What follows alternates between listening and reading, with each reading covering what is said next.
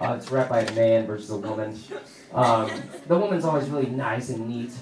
They always do that little cute thing with like the ribbon where they like slide the scissor up on it and it pulls up on a curly fry. Yes.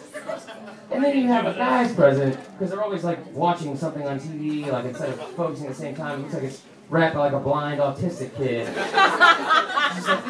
Just all of a sudden lose like your ability to have like opposable thumbs while you're doing it. What the hell happened? So I don't know, but you know, Christmas isn't about presents, guys. It's not about that. It's about the true meaning of Christmas, which, as you know, is when a child was born from a virgin. Stuff to figure out. And he's born to, you know, bring joy to everyone and forgive us of all of our sins. And all it would cost for that forgiveness of your sins would be 10% of your annual salary, through tithing, and sacrificing every Sunday on your calendar year. You know, in most circles, just 2 Sundays a year would suffice. Which is a beautiful story. It's a beautiful story. But, you know, I feel like back to other holidays, you don't really get, you know, like you have like, you know, Hanukkah and Kwanzaa and stuff like that. They don't really get the same kind of publicity as that. Have you guys, is anyone here familiar with the true story of Kwanzaa? No. You are? Are you really? Just Veronica. Oh, this is just know that what I'm saying is not factual. Veronica's like, yeah. The true story of Kwanzaa is also a very beautiful tale.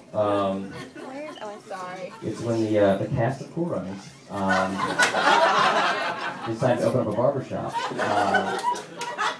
And then Tyler Perry, or as he's referred to, Messiah,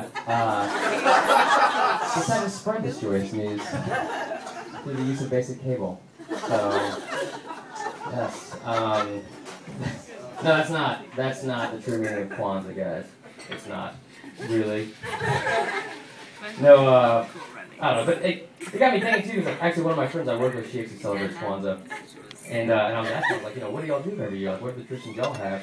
And she was telling me about it, and they have like 8 days, and they do all this stuff. They have like a day where they hang out with family, they help out like people that are like, you know, less fortunate than them, and then they have like an activity and creativity day. And I was like, what does that entail? What goes on then? She's like, well, last year, she's a son's like 6. Last year we just built shit out of Legos all day, and then just set off fireworks tonight, and I was like, oh my god.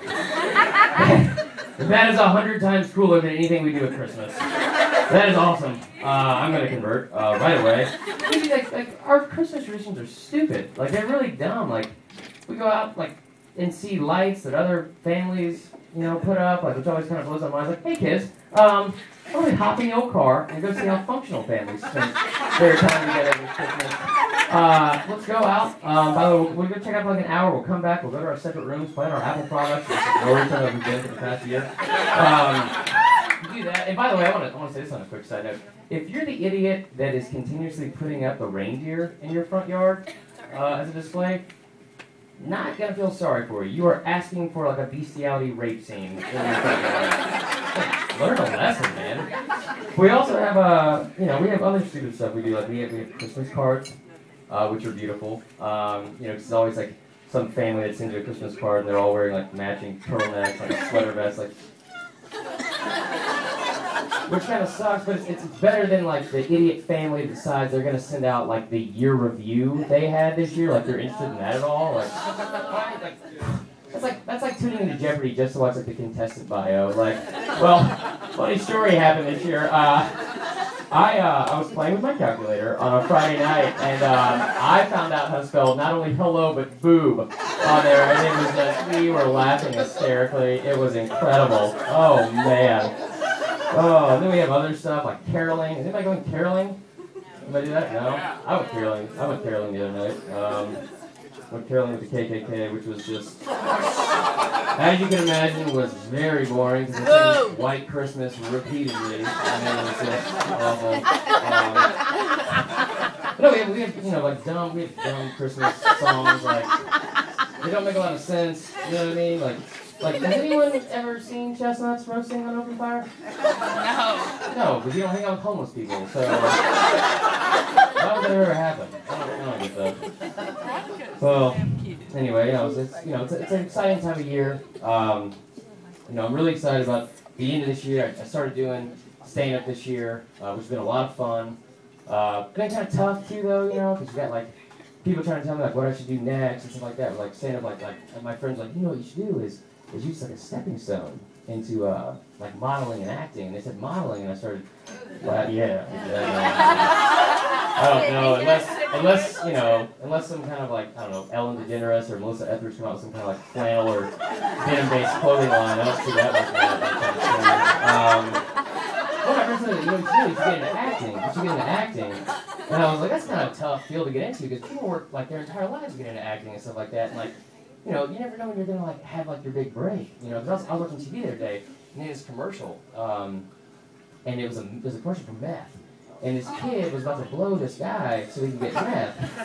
And I was like, that's terrible. Like, I mean, not about the meth at all, but like, that actor, like, he had to call his friend, like, hey, listen, tune in tonight. I'm going to have a big break. You need to tune in to 8 to 8:30, and he's going to be like, oh my God, you're going to suck some of your for math? Like, that's terrible. So I haven't had much luck with that. I've had one movie that I don't even know if I made into the final edit of it, so you guys keep your fingers crossed. It comes out in April. It's called Jackass 4.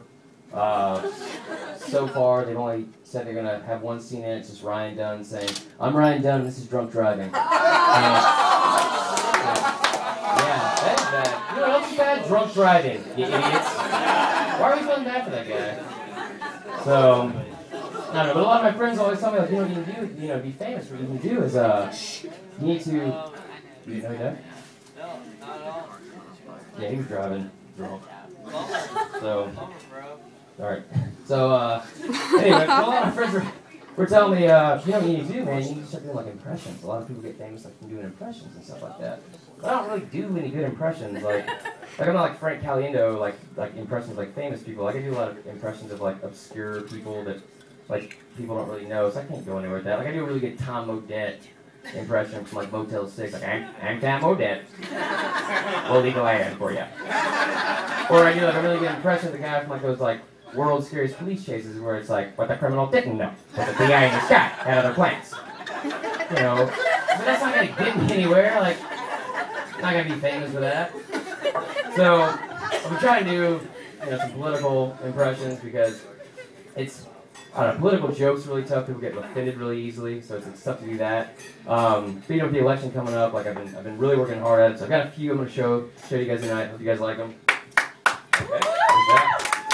All right, so here's my impression of John McCain. Yeah. Now bear with me, because it's gonna look like I'm calling an incomplete pass. But this is John McCain doing jumping jacks. Okay.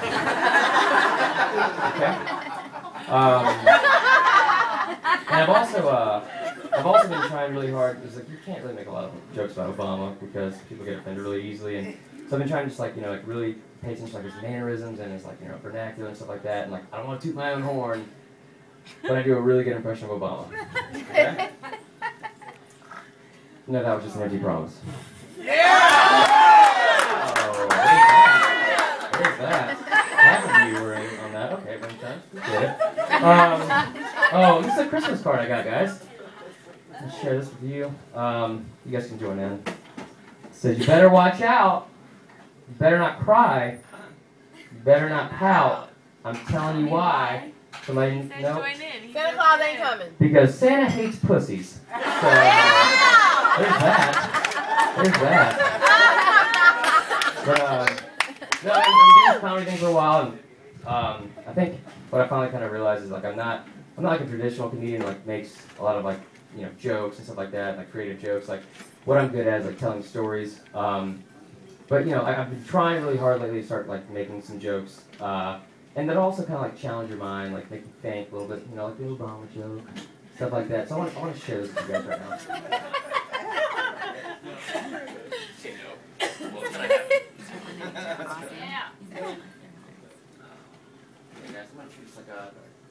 Def Comedy Jam. Sit down. You guys don't have to clap, you can just snap. Okay? Not while I'm saying jokes.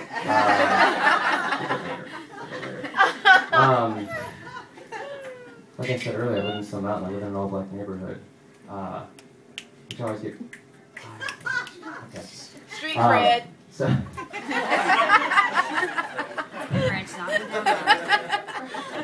Anyway, I live in an all-black neighborhood, and I always get really nervous before I leave to go to work because I'm afraid someone's going to break into my house because I'm an easy target. But I don't have enough money to afford a security system, so I just built a moat. So